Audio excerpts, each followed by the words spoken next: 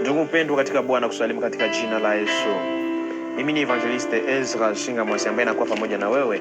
Natafuta kuzungumzia juu ya kitu kimoja ambayo inasema la puissance de la parole de l'homme. Na tutaweza kuingia katika kitabu, tutaweza kusoma ndani ya kitabu hiki ya Mezali, Proverbe chapitre 18 verset 21. Proverbe chapitre 18 verset 21. Neno la Mungu linasema hivi: mauti na uzima huwa katika uwezo wa ulimi, na wao waupendao watakula matunda yake. Haleluya.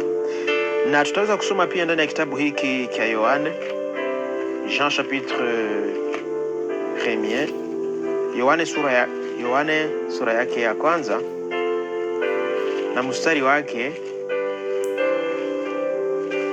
wake wa kwanza. Biblia inasema hivi: hapo mwanzo paliweza kuwa neno, na neno aliweza kuwa na Mungu, na huyo neno aliweza kuwa Mungu. Amen. Tuko pia natafuta kuonyesha uwezo wa neno. Nataka ujue neno ina nguvu. Neno inaumba kitu. Neno ina uwezo wa kulaani. Neno ina uwezo wa kubariki. Neno hiyo ambayo Mungu amekupatia ina uwezo wa kulaani, ina uwezo wa kubariki, ina uwezo wa kubomoa. Yaani Mungu amekupatia neno na ukae pamoja na hiyo neno. Na a partir ya neno ambayo unakuwa nayo wataweza kukutambua wewe ni nani. A partir ya neno ambayo uko nayo wataweza kukutambua wewe ni nani. Kuna watu wengi kwa sasa ambao waliwaita wachawi. Kuna wamama wengi ambao wamewaita wachawi. Na ukiweza kumzogelea huyo mama na kumuuliza, mama, iliweza kuwa namna gani ili uanze kukuita mchawi? Akiweza kukueleza vizuri, utaweza kuangalia hakuweza kuguza ni maji, hakuweza kugusa uchawi fulani, lakini kwa sababu hakuweza kutumia neno vizuri, wakaweza kumuita mchawi. Neno inaumba na neno ina nguvu, ndugu mpendwa. Sasa zingine kwa aliweza kumkwaza na kumkasirikisha, na akaweza kusema neno mbaya, na neno hiyo ikaenda kubana huyo mtu, na huyo mtu akaweza kupata shida. Ndugu mpendwa, neno ina uwezo sana. Neno ina nguvu. Na Biblia inaonyesha kama hapo mwanzo paliweza kuwa neno, na neno iliweza kuwa pamoja na Mungu. Na ndani ya kitabu hii ya Mezali imeweza kuonyesha kama uzima na mauti uko katika uwezo wa ulimi. Yaani usipoweza kuchunga vizuri ulimi wako, neno lako, jua kama utaweza kujiua mwenyewe, na kuweza kujilaani mwenyewe. Unajua kuna watu wengi kwa sasa ambao wameanza kujilaani wao wenyewe. Anajitakia tu mambo mabaya. Anakuwa akisema ni hisi ambayo tuliweza kushindikiza wengine hapa chini ya jua. Unapokuwa ukisema maneno kama haya juu ya maisha yako, jua unakuwa ukijilaani mwenyewe. Unapokuwa ukitaja maneno mabaya juu yako, unakuwa ukijitabiria tu maneno machafu, ukisema maneno, jua ya kama yale maneno ambayo unayataja yanaumba kitu, na hiyo maneno yataweza kukupata, yataweza kukubana tu. Jua uzima na mauti yuko katika uwezo wa neno. Na ndani ya kitabu ya Mwanzo Biblia inaonyesha kama Mungu aliweza kusema nuru iwe, na nuru ikawa. Mungu aliweza kuumba dunia a partir ya neno. Natafuta kuonyesha kama neno yako ina uzima, neno yako ina nguvu ya kuumba kitu. Na kuna wazazi wengi ambao wamelaani hata watoto wao kwa sababu hawakuweza kujua namna gani ya kuweza kutumia neno. Unaangalia wazazi wengi, wakati mtoto amekusha kukosa nyumbani, anaanza kumtukana, wewe uko imbwa, uko nguruwe, uko imbecile, uko nyangarakata. Wakati unatamka maneno kama yale, jua kama unaumba kitu. Unalaani mtoto wako pasipo kujua. Yale ambayo unayataja, ukilaani mtoto wako, ukisema, ukichamba mtoto wako, jua kuna muda itampata. Unachamba mtoto wako ni imbwa. Hiyo neno ambayo umeitaja yanaweza kataa kumbana kwa leo, lakini wakati miaka itaendelea, hiyo neno itaendelea kumbana. itaweza kumkamata. Na hapo unaona watoto wengi wanaanza kuwa na comportement bizarre kwa sababu wazazi wao wenyewe waliweza kulani watoto wao kwa kupitia neno. Yaani waliumba kitu na hiyo kitu imeweza kulani wale watoto. Unajua ndugu mpendwa, neno ina nguvu sana. Neno ina uwezo wa kulani na neno ina uwezo pia wa kuweza kubariki. Na hivi ndugu mpendwa, unapotaja maneno mabaya juu ya maisha yako, unapokuwa ukijitakia maneno mabaya, jua unaumba kitu. Ndani ya ulimwengu wa kiroho unaumba kitu. Na hiyo mambo itaweza kukupata kwa sababu unataja vitu vibaya tu juu ya maisha yako. Lakini natafuta kuonyesha katika muda huu, nataka uwe mtu wa kuweza kujibariki mwenyewe. Kwa mtu wa kutaja maneno ya baraka juu ya maisha yako. Kwa mtu ambaye utaweza kuwa ukijitaia maneno ya baraka, jisuete vitu vizuri. Pata muda ya kuweza kujibariki mwenyewe. Sema najibariki mwenyewe, nataka nifanye hivi, najua nitabarikiwa. Yaani anza kujibariki mwenyewe. Unapotamka neno, jua inaumba. Na ujue ndugu mpendwa, kuna watu wengi ambao wameweza pia kulaaniwa kwa sababu waliweza kuumiza mtu fulani. Jua ya kama mtu akiweza kutamka neno fulani juu ya maisha yako, kama uliweza kufanya error juu ya huyo mtu, jua hiyo neno inaweza kukupata usipofanya angalisho. Iko kama wazazi. Mtoto akiweza kumkosea mzazi akitaja neno mbaya juu ya huyo mtoto, jua hiyo neno itaweza kukamata huyo mtoto. Yaani atakuwa amelaani huyo mtoto. Neno ina nguvu ndugu mpendwa, neno inaumba. Chuma na mimi katika maisha yangu nafanya ange sana watu wasiweze kutaja maneno mabaya juu ya maisha yangu. Hivi najikaza sana niweze kuishi vizuri na kila mtu. Kwa sababu ndugu mpendwa, unapoishi katika eneo fulani, watu wanakuwa wakutaja tu maneno mabaya juu yako, watu wanakuwa kukutaja vibaya tu, wewe uko mtu mbaya. Hiyo mambo ambayo wanakuwa wakitaja, jua inakuwa ikiumba kitu na kuna muda itaweza kukupata. Kuna muda itaweza kukupata hiyo maneno ndugu mpendwa. Ndio maana nataka uweze kutafuta. Ndio maana Biblia inatuita kutafuta usalama na kila mtu. Nasema chercher la paix avec tout le monde. Nasema tuweze kutafuta amani na kila mtu. Jua ya kama unapokuwa ukitaja maneno, unapokuwa watu wakikutaja vibaya hata katika mji, hiyo maneno hizo la humu wanazokuwa wakitaja juu yako, jua zinaumba kitu, zinaweza kukupata. Hata katika kazi yako, umepata kazi nzuri, lakini katika kazi hiyo nzuri yako ambayo umeipata, Mungu amekuruhusu uweze kuwa mkubwa wa hiyo kazi ama uko chef ndani ya hiyo entreprise. Nataka uweze kuishi na wale watu vizuri. Usiache wale watu waweze kukaa na manunguniko kwa sababu yako. Jua hiyo manunguniko ambao wataweza kuwa wakiwa nao juu yako, kuna muda inaweza kukupata. Ndugu mpendwa, neno ina nguvu sana, neno inaumba.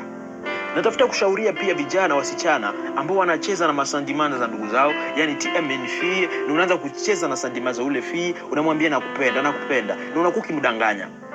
Unaumiza hisia za huyo mtu. Na katika kuumiza hisia za huyo binti, anapolia katika hali yake ya machozi, anapolia, anapokumbuka ahadi ngapi ulizokuwa ukimpatia, anapokumbuka yale maneno mangapi ulikuwa ukimwambia, yataweza kumleta kulia. Na katika hali ile ya kulia, wakati machozi yale yataweza kushuka kilia, anaweza kutamka neno na jua ile neno itaweza kukupata. Neno ina nguvu ndugu mpendwa. Anaweza kutamka neno na hiyo neno itaweza kukupata. Hiyo neno inaweza shindwa kukupata leo ama kesho, mais avec l'état ile neno itaweza kukuatrapa, itaweza kubana hiyo neno, itaweza kukamata ndugu mpendwa. Ndio maana katika maisha yako, epuka sana watu kukutaja vibaya, epuka sana watu kuongea maneno mabaya juu yako. Jua yale maneno ambayo wanaitamka juu yako yanaweza kukupata ndugu mpendwa. Neno ina nguvu sana, neno ina uwezo. Ndio maana mtu unaweza kulani mtu a partir ya la parole. Unapomtesa mtu fulani, mtu akukosea kitu chochote, unamtendea vibaya, unamuumiza. Huyo mtu unapomfanyia hivyo, katika hali ya uchungu ambaye anapitia, anaweza kutamka neno na hiyo neno inaweza kuacha uweze kuumia. Hiyo neno inaweza kuleta katika hali ya kulia, hiyo neno inaweza kuleta katika hali ya machozi. Yanaweza kukupata hiyo neno ambayo utaweza kuumiza, anaweza kutamka neno tu na hiyo neno itaweza kukupata. Ndugu mpendwa, jua ya kama mwenyewe unaweza kujilani pasipo kujua. Maana wanaonyesha ya kama uzima na mauti uko katikati ya ulimi. Choma na ndugu mpendwa, na wewe mwenyewe unaweza kujilani mwenyewe. Nimekuonyesha kama unaweza jilani mwenyewe. Unakuwa tu kujitabiria maneno mabaya au kujiongelea vitu vibaya. Jua ya kama unapotamka hiyo maneno yanaumba kitu katika ulimwengu wa kiroho. Na katika ulimwengu wa kiroho unapotamka hiyo maneno, jua yanaweza kukupata ndugu mpendwa. Hivyo natafuta kuonyesha kama neno ina nguvu. Neno ina nguvu ndugu mpendwa. Mungu amekupatia neno. Usipoweza kutamka hiyo neno vizuri, jua hiyo neno inaweza kukuangamiza. Hiyo neno inaweza kukuumiza. Kuna mama mmoja ambaye aliweza kuumizwa kabisa. Waliweza kumkosea na akaumizwa. Na alipoumizwa katika ile hali ya machungu, akaweza kutamka neno, akasema ule mtu chenye ananifanyia vrema ataona tu, ataona. Naye katika hali yake ya huzuni, katika ile hali ya kasirani ambayo alikuwa ndani yake, akasema ule mtu ataona, alinifanyia kitu hiki, ataona ule mtu. Na muda ikapita na akajiretablir, roho yake ikawa salama. Ila kile kitu ambacho aliweza kusema kwa hiyo mtu atakipata, na kile mtu kikafikia ule mtu. Na kilipofikia ule mtu, wakaanza kusema ya kama huyo mama ni mchawi. Wakasema huyo mama ni mchawi, alisema ya kama kitu fulani kitafikia huyo mtu, na kweli kimemfikia. Wakasema huyo mama ni mchawi. Ila mama hakugusa uchawi, ila aliweza kutamka neno tu, na neno ikaweza kumpata huyo mtu, kwa sababu neno ina nguvu, neno inaumba kitu. Ndio maana ndugu mpendwa, katika muda unapoumizwa, katika muda unapoteswa, yani lorsque tu es blessé, katika muda unapoumizwa, roho yako inapoteswa ndugu mpendwa, nataka ujiepushe na kuongea mambo mengi. Unaweza kuongea mambo mengi, na yale mambo unaweza kujikuta umelaani. Na katika kulaani kwako unaweza kuya regretter nyuma, unasema oh j'avais maudit. Unaweza sema ni laania. Ndio maana ndugu mpendwa, nataka uepuke sana kuumiza ndugu wenzako. Epuka kujiona mzuri sana unapoumiza ndugu yako. Unapotesa ndugu yako, usijione una akili, usijione mzuri sana unapoumiza ndugu yako. Jua ya kama huyo ndugu katika muda wa machozi anapolia, anapojikuta kuumizwa, akitamka neno juu ya maisha yako, sapene pata arrive, inaweza shida kukukamata leo, lakini kesho yake hiyo neno aliyoitaja juu yako yanaweza kukupata. Nataka uweze kuepuka kuweza kuumiza ndugu yako. Tafuta amani na kila mtu, fanya vizuri pamoja na kila mtu, na itaweza kuwa ya maana ndani ya maisha yako. Yaani unapomuumiza mtu ndugu mpendwa, jua ya kama ufanye vizuri. Nataka kutafutia amani na kila mtu, ukijua ya kama neno ina uwezo. Ndio maana ndugu mpendwa, katika kumaliza somo yangu ya leo, natafuta kuonyesha ya kama kuna muda fulani ambapo ulijitabiria maneno machafu. Yaani kuna muda wewe mwenyewe ulianza kutaja maneno machafu juu ya maisha yako. Nataka Mungu aguse maisha yako muda huu. Kuna muda ulianza kutaja maneno machafu juu ya maisha yako, ukisema ni sisi tulishindikiza wengine duniani, sisi hatutaweza kufanyikiwa, tunafanya kitu kinaharibika. Ndugu mpendwa, nataka uanze kuomba baraka juu ya maisha yako. Nataka uombe baraka juu ya maisha yako. Nataka uombe baraka juu ya maisha yako. Anza kujibariki. Sema Mungu najibariki mwenyewe. Kila kazi nitakayoifanya itafanikiwa kwa jina la Yesu. Anza kujibariki ndugu mpendwa. Unapotamka maneno inaumba kitu. Anza kujibariki. Sema mimi najibariki, nitapata kazi nzuri, nitafanikiwa, nitafanya kila kitu kizuri, nitaweza kuendelea vizuri katika mambo yangu. Anza kujibariki kwa jina la Yesu. Na Mungu ataweza kusaidia maisha yako na utaweza kubarikiwa. Mama, wewe ulitukana mtoto wako, umelaani mtoto wako katika hali ya kumtukana vibaya. Nataka uite huyo mtoto. Ambia mtoto, kuja mtoto wangu. Na anza kubariki huyo mtoto. Anza kubariki huyo mtoto. Sema mtoto wangu nakubariki. Utaweza kufanikiwa katika kila kitu utakachokifanya. Utaweza kubarikiwa katika shule yako. Utaweza kubarikiwa katika mahali pote unapoenda, utaweza kubarikiwa. Anza kulani huyo mtoto. Unapotamka hiyo maneno, yanaumba kitu ndani ya ulimwengu wa kiroho. Haleluya. Yanaumba kitu ndani ya ulimwengu wa kiroho. Hivi nataka uanze kubariki familia lako ambalo limeishi mambo magumu kabisa. Nataka uanze kubariki familia lako. Bariki wazazi wako. Nataka useme kitu ndani ya muda huu. Sema sana. Yani umba kitu katika ulimwengu wa roho. Nakwambia neno ina uwezo. Neno inaumba kitu. Ni hapo Mungu alikuwa akisema miti iwe na miti inakuwa. Anasema kitu fulani iwe na inakuwa. Yani neno ina nguvu. Nataka uanze kubariki familia lako. Sema nabariki familia langu katika hali ya ukiwa, nabariki familia langu iweze kuondoka katika hali ya umaskini kwa jina la Yesu. Nataka kubariki kanisa lako. Sema kanisa langu nalibariki kwa jina la Yesu. Haleluya. Ila shauri moja mbona kuambia ndugu mpendwa, epuka sana kuumiza ndugu yako. Epuka sana kujiona mzuri sana kuliko wengine. Epuka sana laumu za ndugu wengine. Usiruhusu watu wengine wakutaje tu vibaya, watu wakuwe na manunguniko kwa sababu yako. Usiruhusu mtu walie ateswe kwa ajili yako. Akitamka neno mbaya inaweza kukupata. Inaweza shindwa kukupata leo ama kesho, lakini katika muda wa maisha itaweza kukupata. Nataka uheshimu kila mtu, bariki kila mtu, ishi na amani kwa kila mtu. Ama kama unaweza kuchukia kwa bure, lakini tafadhali tafuta amani na kila mtu. Tafuta amani na kila mtu. Tafuta kuonyesha ndugu mpendwa, neno ina nguvu. Neno ina nguvu. Na hapo nimetoa shauri juu ya vijana.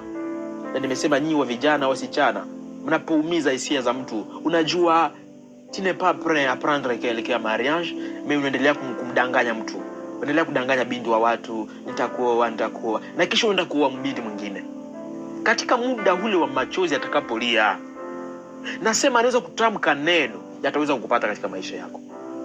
Katika muda anapolia, anakumbuka yale yote uliyokuwa ukimwahidi, na sasa umeenda kuoa binti mwingine zaidi yake. Atalia machozi. Na hiyo machozi napodondoka napolia, anaweza kutamka neno, na hiyo neno itaumba kitu. Anaweza kukulaani, na hiyo laani itakufuata. Kuna watu wengi ambao wamelaaniwa pasipo kujua, na hapo kila kitu ambacho wanakifanya kinashindwa kufanyikiwa. Yani anaanza kazi haitafanyikiwa. Yeye anashindwa kuelewa kwa sababu gani mambo haya yanaendelea. Ni kwa sababu aliweza kulaaniwa. Kuna wasichana wengi, vijana wengi, ama wasichana wengi wamekosa harusi. Wao ni wazuri, ni warembo, lakini hata jua laana ilitoka wapi ili akose kupata unyumba mzuri, aweze kupata mtu mzuri wa kuweza kumkamata kwenye ndoa. Ila ni mzuri kabisa, lakini hapati binti, hapati mwanaume mzuri wa kuweza kumwoa. Anaweza kujiuliza kwa sababu gani? Hataweza kuelewa ya kama kuna muda alifanya shida huko. Nataka uweze kutafuta amani na kila mtu. Na kama kuna mtu ambaye umemkosea, nataka uweze kumwambia, nataka unisamehe. Kama kuna kaka umemkosea, dada umemkosea, wazazi wako uliwakosea, uliwacha muda fulani wakae na manunguniko kwa sababu yako, waite waambie, wazazi wangu nawapenda sana, ila nawaomba uweze kunisamehe, kuna mahali nilikosea, naomba unisamehe. Na wataweza kukusamehe. Nataka utafutie amani na kila mtu, kwa sababu kila neno mbaya ambalo ukitaja juu ya maisha yako, watu wakiwa kanataja tu maneno mabaya juu yako, yatakupata. Yatakupata. Yatakupata ndugu mpendwa. Kwa maana katika muda huu nakubariki kwa jina la Yesu. Kaka, usiweze kumdanganya binti wa watu. Dada, unajua hupendi kijana fulani, usiendelee kumdanganya na kula pesa yake na kumtendea vibaya. Katika muda wa stress, katika muda wa kilio chake, anaweza kutamka neno yatakupata. Na hivi kama kuna muda uliumiza mtu fulani, kuna muda unaweza kuumiza mtu fulani, unajikuta unasema niliumiza mtu fulani, nataka umuite, mwambie nataka unisamehe, nataka ombe msamaha. Sema nakusamehe ndugu yangu, kuna muda nilikukosea, nataka unisamehe. Tafuta amani na kila mtu. Binasema cherchez la paix avec tout le monde et la sanctification. Unapomomba msamaha unajitakasa mwenyewe tena hapo. Haleluya. Ndugu mpendwa, niyo somo tu ambalo nitaka nizungumze pamoja na wewe. Najua Mungu atatugusa tena maisha yako zaidi. Najua unaweza shindwa kuelewa, lakini Roho Mtakatifu ataweza kukuelewesha zaidi. Roho Mtakatifu wa Mungu ataweza kukuelewesha zaidi. Haleluya. Neno ina nguvu sana. Wakati unapotamka neno, nataka ufikirie kwanza kabla ya kuongea. Fikiria kwanza kabla ya kuongea. Na unapofikiri hapo sasa, basi tamka neno hiyo. Haleluya. Hivi ndugu mpendwa, nakubariki. Mungu akubariki kabisa. Na Mungu abariki neno lake. Baba, asante maana kwa mema, na kushukuru kwa upendo wako, kwa uwezo wako kuweza kuzungumza tena na mpendwa huyu. Nataka uguze maisha yake, semezana na roho yake kwa jina la Yesu. Ondoa kila hewa yote mbaya katika maisha yake, kila neno mbaya ambao amehitaji juu ya maisha yake. Ne rentre nil sans effet au nom de Jésus. Nataka msaada wako na nguvu zako zionekane juu ya maisha yake kwa jina la Yesu Kristo. Amen. Hivi ndugu mpendwa, nakubariki kwa jina la Yesu. Mimi Evangeliste Ezra Singa Mwasi ambaye nimekuwa pamoja na wewe ndani ya kipindi yangu hii. Vinasema Mungu aweze kukubariki. Amen.